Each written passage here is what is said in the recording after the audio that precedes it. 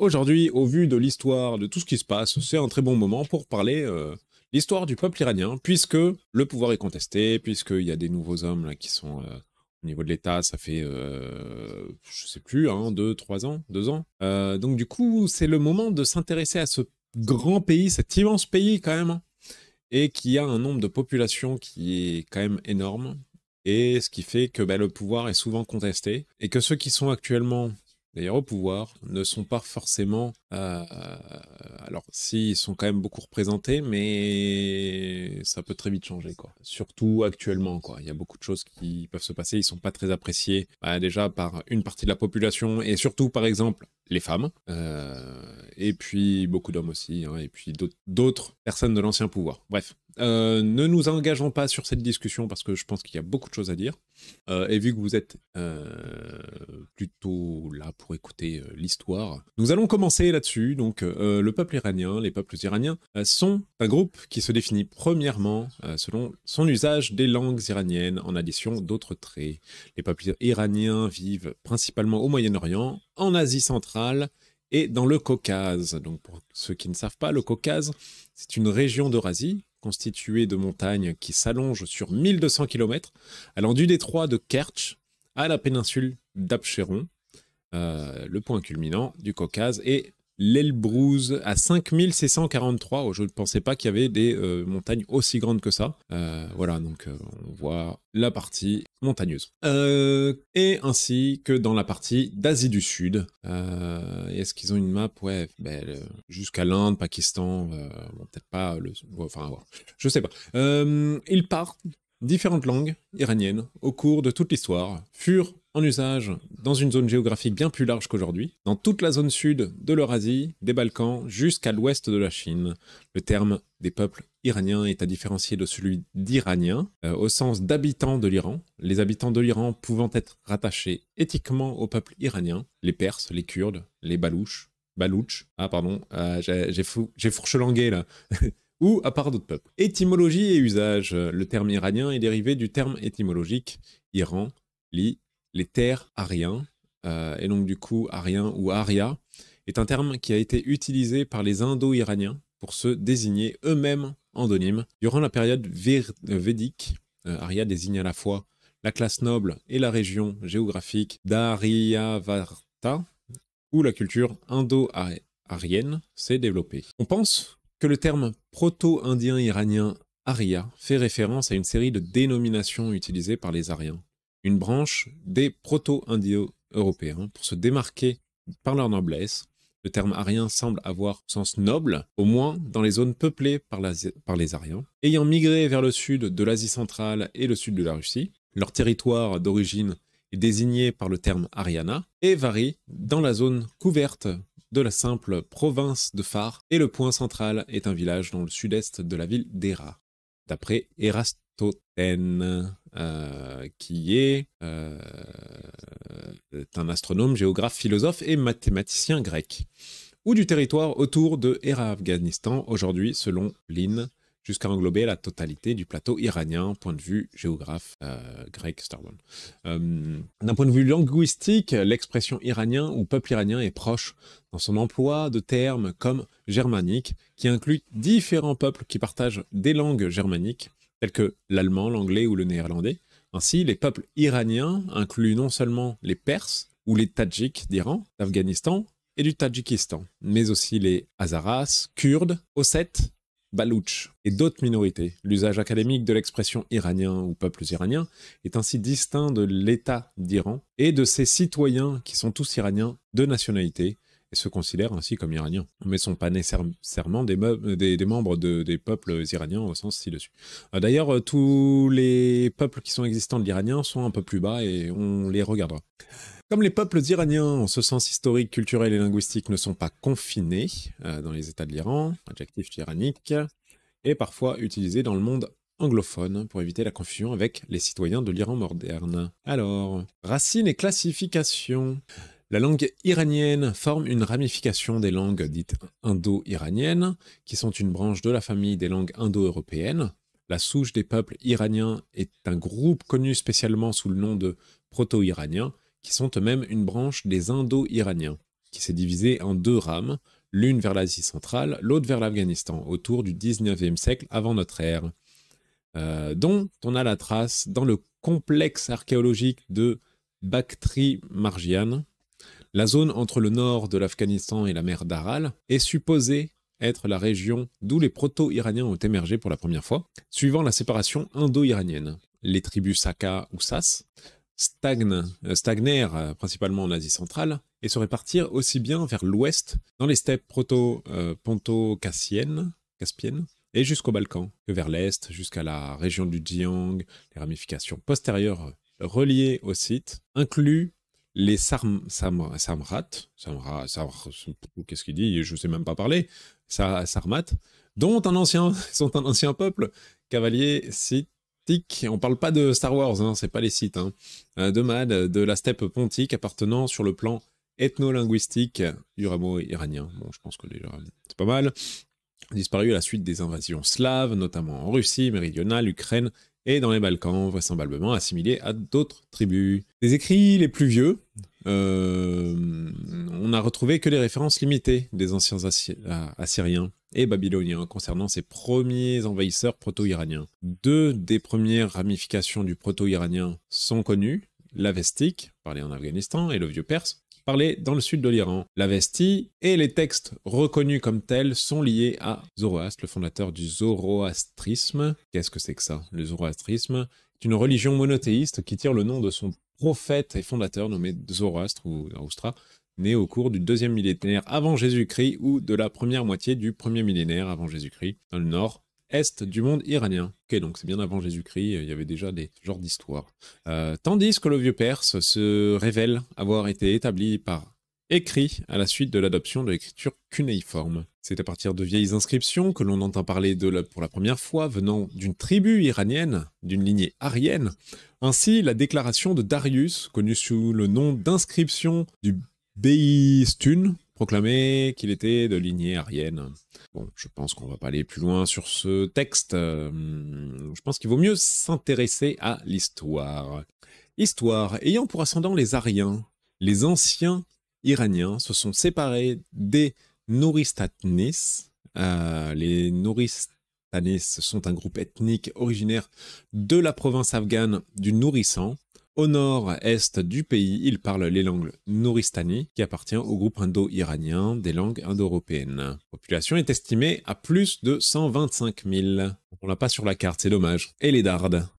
Donc du coup, langue darde ou dardique, constituent les sous-familles du rameau indo-iranien. Langue, ok, bon.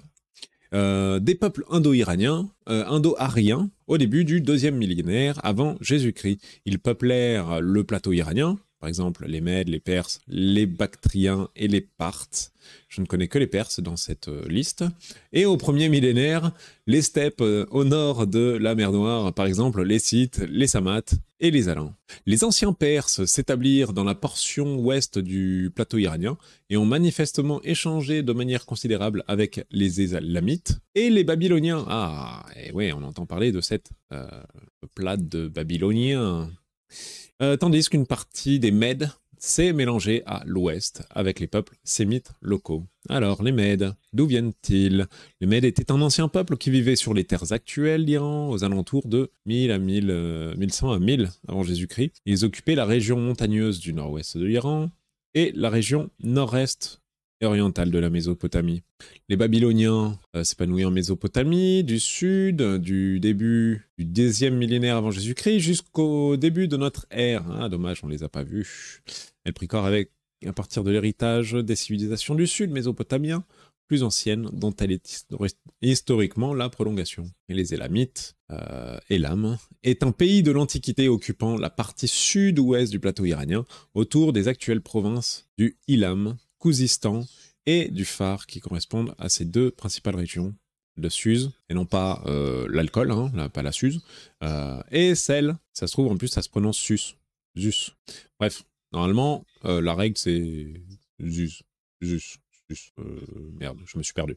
Ça va être important, hein, ça, parce que c'est un peu les origines aussi de chaque peuplade et les origines aussi des langues sur le pays iranien. Hein. Et donc, on a été élamite et babylonien, les Mèdes, qui sont mélangés à l'ouest. Le reste de la langue mède et du vieux persan montrent leurs racines proto-iraniennes communes, soulignées par les analyses du Strabon et d'Hérodote. Alors, Strabon, louche en latin, Strabo est un géographe et historien grec né à Amazé, dans le pont, vers quoi dans le pont Amazé dans le pont plutôt, vers 63 avant Jésus-Christ. Il est pas né dans le pont, c'est pas possible.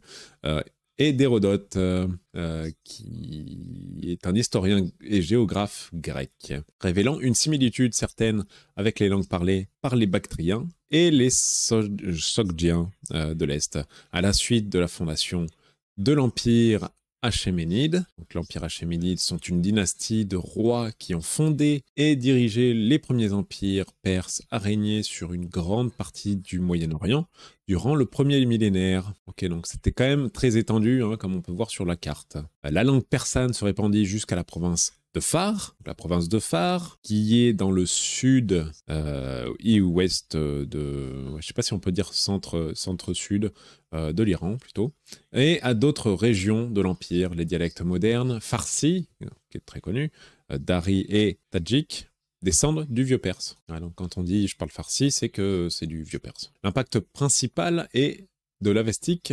Donc l'avestique, autrefois appelée Zend, est une langue iranienne ancienne attestée sous la forme liturgique, le livre sacré des Zoroastriens. Les peuples importants... l'impact principal de l'avestique fut surtout religieux et liturgique. Les premiers habitants de l'Empire perse ayant adopté le zoroastrisme. Les autres peuples importants, tels que les Kurdes, sont supposés être de souche iranienne, mélangés avec des peuples caucasiens, comme les Ourites. Et les Ourites, en égyptien ancien, sont un peuple habitant l'Asie mineure durant l'Antiquité. Ils fondent le royaume du Ouri ou Ari, d'où découle plus tard le Mitanni, au début du second millénaire, dans la région justant le nord de la Mésopotamie. Donc on voit c'est quand même tout en haut de l'Iran. Vu les quelques uniques aspects trouvés dans la langue kurde, reflétant ceux de la langue caucasienne. Les Iraniens orientaux contemporains, les plus importants sont représentés Pashtun ou Pashtun, qui aurait pour origine le sud de l'Afghanistan, d'où ils commencèrent à se répandre jusqu'à l'Hérat de l'Ouest. Hérat est une ville de l'ouest de l'Afghanistan, proche des frontières de l'Iran et du Turkménistan. Elle est le chef-lieu de la province d'Hérat et du district d'Hérat. La ville compte 436 300 habitants et est la troisième ville d'Afghanistan derrière Kaboul et Kadar. Et l'Indus à l'est. Le Pashtun a des similitudes avec le bactrien et on pense que les deux langues sont originaires du centre de l'Iran. Le baloutchi est lié à la tradition orale en considération de sa migration depuis Alep, en Syrie. Le baloutchi est une langue appartenant au groupe iranien de la famille des langues indo-européennes. Il est parlé au Baloutchistan, qui est actuellement divisé entre l'Iran, l'Afghanistan et le Pakistan. Il est parlé également dans une partie du Turkménistan et à Oman. Ok. Le baloutchi est lié à une tradition orale en considérant la migration depuis Alep, autour de l'an 1000 après Jésus-Christ, alors que les preuves linguistiques lient les Baloutches aux Kurdes et aux Zazaki. Les Ossètes modernes prétendent être les descendants des Alano-Sarmates, fait appuyer par leur langue originaire du nord de l'Iran, alors que leur culture les lie plutôt à leurs voisins caucasiens, les Karbardiens, les Sicardiens et les Géorgiens.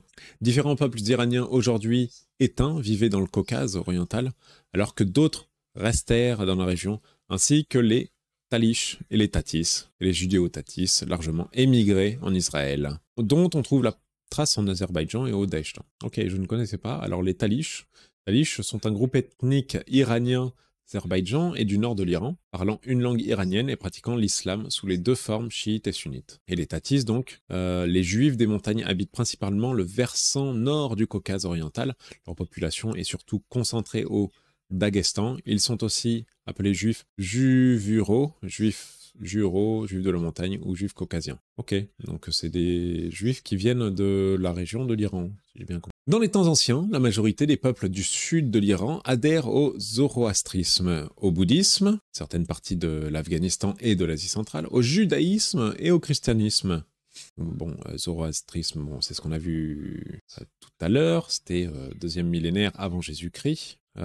créé par la personne Zoroastre. Bouddhisme, bon, qu'on connaît déjà tous, mais pour ceux qui ne connaissent pas, est une religion et philosophie dont les origines se situent en Inde, Gautama, dans le Bihar, et de la diffusion de son enseignement. Le judaïsme est véritablement défini comme une forme de vie religieuse dont la caractéristique essentielle est la croyance en un être suprême, auteur de quelque manière qu'on conçoive son action de l'univers qu'il gouverne par sa providence. Et le christianisme, bon, qu'on connaît, pas si je vais en parler, mais bon, la personne est de la vie, c'est Jésus de Nazareth, tel qu'interprète à partir du Nouveau Testament. Voilà. Les Ossètes ont adopté le christianisme plus tardivement, l'orthodoxie russe devenant dominante à la suite de leur annexion par l'Empire russe. D'autres ont préféré se tourner vers l'islam, suivant l'influence ottomane. Au commencement du règne d'Omar en 634, les Arabes musulmans commencèrent la conquête du plateau iranien.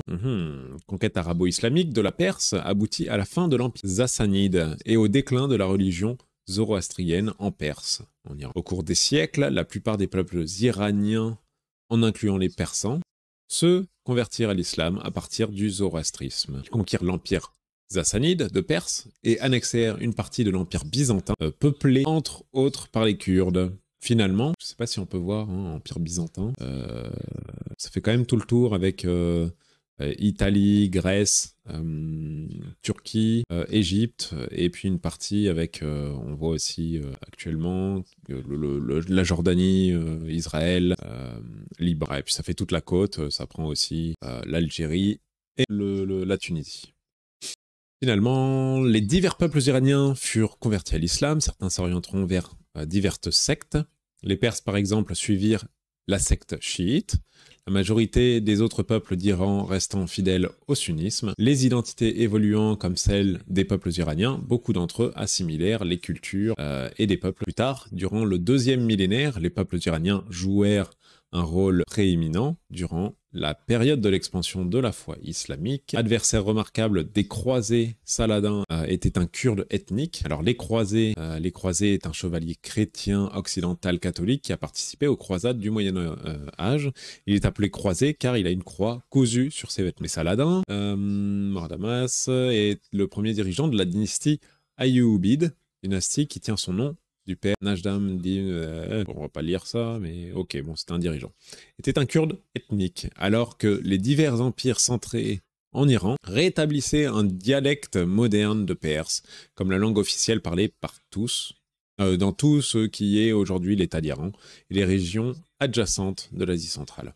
L'influence iranienne s'étendit à l'Empire ottoman, où le persan était souvent parlé à la cour, de même que dans l'Empire mongol. Ces talents de l'Afghanistan, même dans l'Empire mongol. Ok, l'Empire mongol est fondé en l'actuel... Mogol, pas mongol.